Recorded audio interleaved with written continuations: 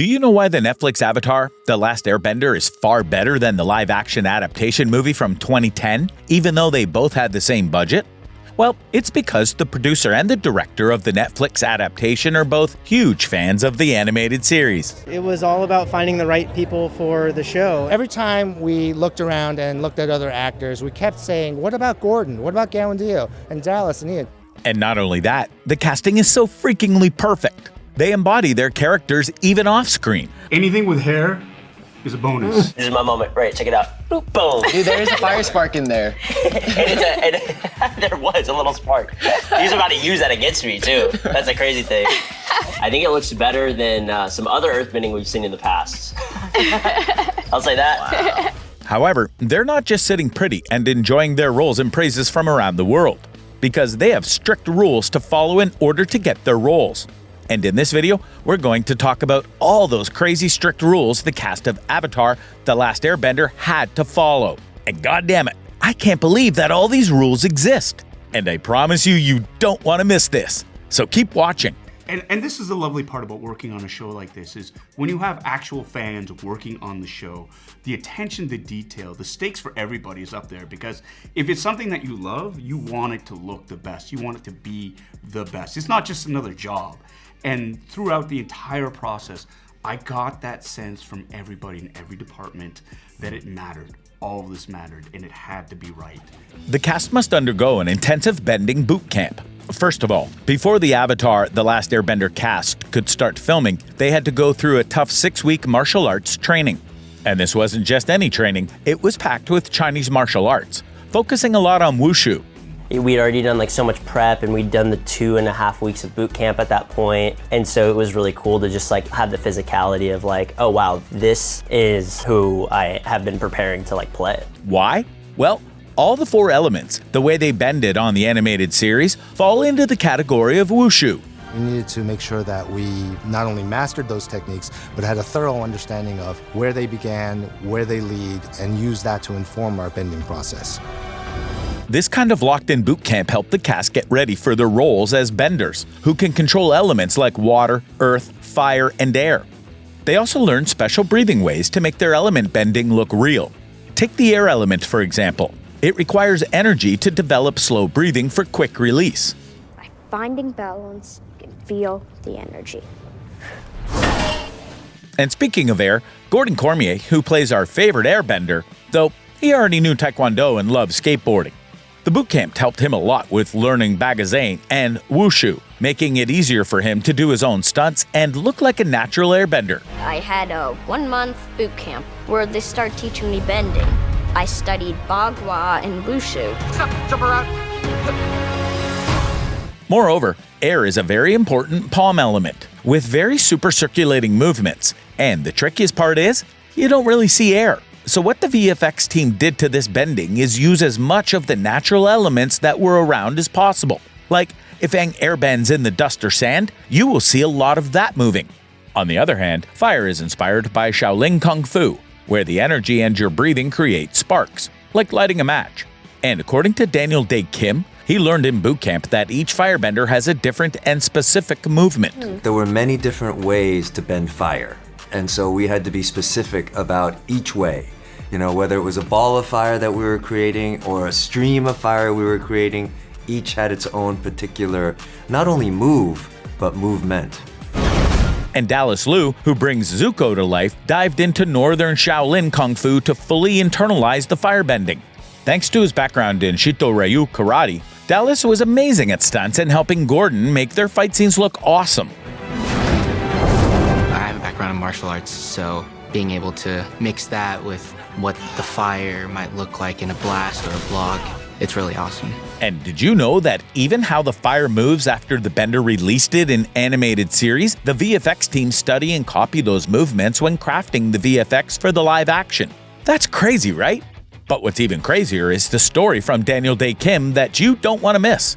And it's all about being respected and seen as the Fire Lord Ozai on set. I remember walking onto set, and people were naturally kind of getting out of my way. And, you know, I would hear the occasional, whoa, whoa, you know, and it allowed me to kind of fill out my character, because that's the kind of power that Ozai wants to have and actually enjoys.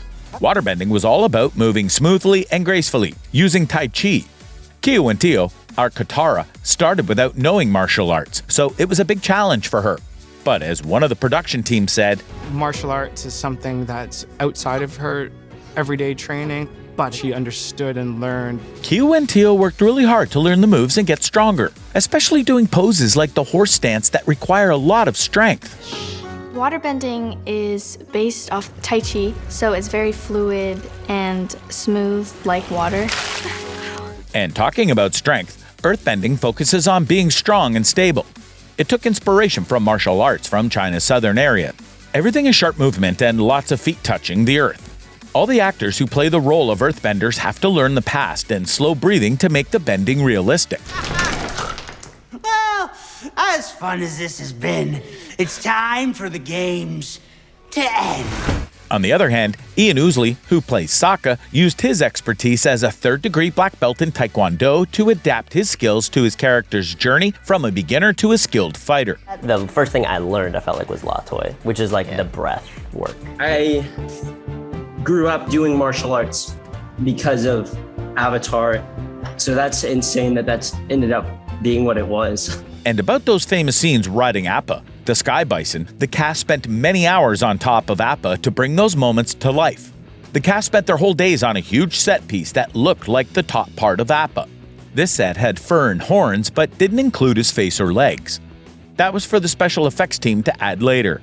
To make it feel like Appa was flying, a stunt team would move the set piece around. Because it took so long to get down, the cast stayed up there all day. This time together led to lots of jokes and practicing lines, making these moments really special for everyone, especially Ian Ousley. He thought these days were some of the best because of the fun challenge and how it brought everyone closer. Moreover, Appa's look was inspired by animals from the real world. His tail moves like a manatee swims, and his eyes and horns were inspired by a buffalo. And for Momo, they referenced a lot of different lemurs and monkeys for performance, because they didn't want to lose all that personality. They worked on his eye sizes because it's all about how emotive Momo can be. They had a little furry ball that they use for reference, but the actors are acting with nothing else there. And Momo's completely created in the computer. For scenes with creatures like the badger mole, they use simple props, like a tennis ball on a stick, to stand in for them. Even the effects to show Zuko and Uncle Iroh on a boat were clever. They used a virtual stage that made it feel like the set was gently moving on water, sometimes so well that it made some people feel seasick, even though they were not really at sea. There was a day that we were on the Volume. The Volume is a big virtual stage, and there's like literally thousands, almost millions of LED lights that projects. And in the middle of it was a big boat, and the artist had rendered a port and the waves, and they had built in this subtle rocking motion, so it felt like you were actually on a boat, and half the crew got sick. Because of that, they got motion sick. Even though the set wasn't moving, your brain, that's how good the virtual stage was. The casting must keep in secret. The casting for Avatar, The Last Airbender, was shrouded in mystery. Actors walked into their auditions with no clue that they were trying out for such a legendary show. First of all, we were auditioning undercover, so we didn't know what it was for. I knew, but just because it was something that I told my team about. And so I was sitting there, and he was like, yeah, so I'm not sure if you know, but this is for Avatar, The Last Airbender, for Katara. And I was like, okay, why is he telling me that? That was my first thought. I was like, why is he telling me that? What's happening? And then he was like, he went on this long spiel about they're looking for people and it might take a long time and this. And then he was just like, and we found her, she's you, you got it. And just immediately fell into my hands, bawling my eyes out. My parents were crying. We were all just a mess, but it was just something that I'll never forget for sure. To keep the project a secret, the creators even made up fake scenes. Imagine Gordon thinking he's auditioning to play a math genius, not realizing he's actually in line to become the Avatar. They told me, we searched the whole world and then we found you, and I was really confused because I had no clue what's going on. I was like, huh? Pardon me? Wait, huh? And he's like, Gordon, you booked it. And I was like, oh my God. We have found our egg, and it's you. Oh. Because we would love for you to be our egg. The secretiveness was all about making sure they found the right actors without letting the cat out of the bag. But there was more to the casting than just surprises. The team behind the show was very serious about being true to the original series. They wanted actors who not only looked the part but also represented the show's diverse cultures. Gordon, with his Filipino-Canadian background, and Dallas, of Indonesian Chinese descent, were just what they were looking for. Keo and Teo, who is a Mohawk, and Ian Ousley, who is a Cherokee, also joined the cast, highlighting the effort to respect the characters' indigenous roots. All the cast must undergo a personality test.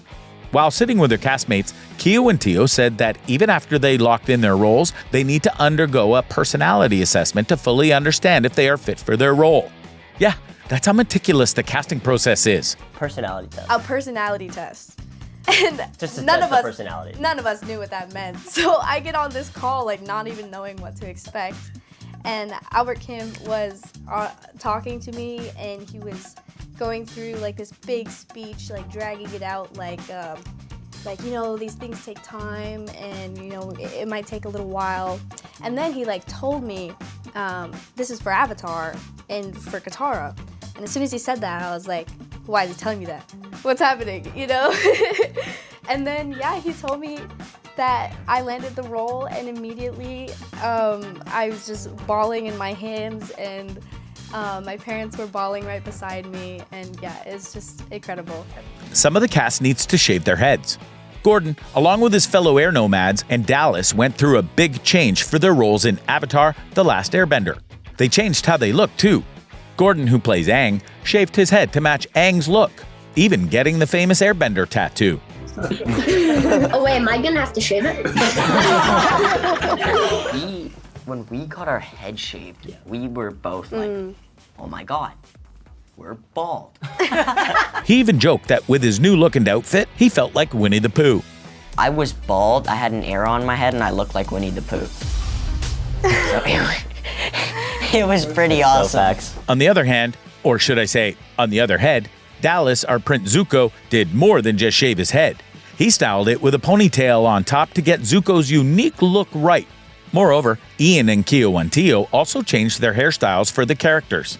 Ian worked on his hair to get Sokka's warrior wolf tail, and Keo and Teo wore Katara's braid loops. And sometimes they were so tired from filming that they'd fall asleep while getting their hair and makeup done. Furthermore, off-screen, the cast became really good friends, just like their characters in the show. This helped make their relationships on-screen seem real. Gordon, Ian, and Keo and Teo got very close, sharing hobbies like skateboarding. Dallas and Paul Sung-Young Lee, who plays Uncle Iroh, used their real-life talks to help show Zuko and Uncle Iroh's family bond on screen. Even cast members who didn't share scenes, like Ian and Dallas, and Keo and Teo and Elizabeth Yu, who plays Azula, became great friends. Ian and Dallas lived together during filming, and Keo and Teo and Elizabeth, despite not filming together, became inseparable. And talking about Elizabeth, as a bonus that you are still watching this video, here's an emotional reaction of Stranger Things star Gaetan Matarazzo when Elizabeth Yu delivers the news that she got the role of Azula.